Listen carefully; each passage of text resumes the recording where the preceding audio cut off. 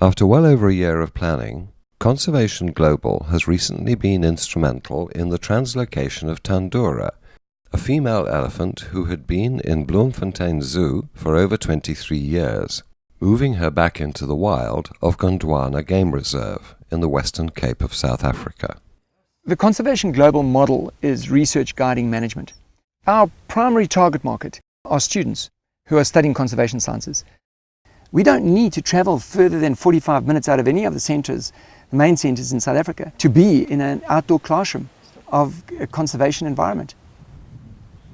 It's really quite of a project actually, because she's the first zoo elephant in South Africa that is released back into the wild. I was just hearing, okay, there will be an elephant, Pandora, she will be coming from a zoo to the wild again. I didn't know anything. I just booking the flight basically. It was like, what, 10 days ago? And now I'm here. We've got a group of behavioural biologists here, and their role is to challenge every question that there could be around Tandora to the point where we get a nice hypothesis going that leads us to collect the right data using the right methodology that will then guide management into the future. I'm coordinating and running the Into the Wild course, where we teach students from universities what they are taught in theory on the grassroots levels. I think that it is so important because they have the knowledge, the technology, and we have the space and the nature. And I think the merging of these two can be very, very powerful. It's just such a great opportunity for me to be part of an NGO that tries to really get people to the places where things are happening.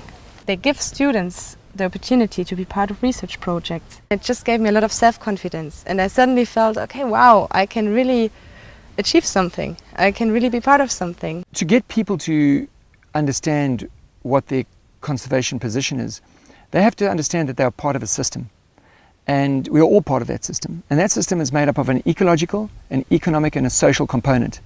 And a collapse in any one of those components could cause or will cause a collapse in the total system.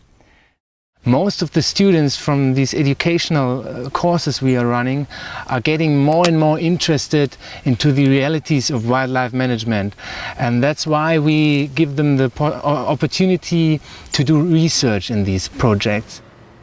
Often research is done and doesn't have any influence on the management. It just lays in the shelves of the universities. Nothing is done with it.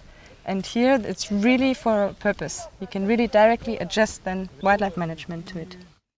We are about taking highly qualified students who are studying for their doctorates, for their masters, who need a certain number of hours in the wild to learn about animal behaviour, land management behaviour, and so on.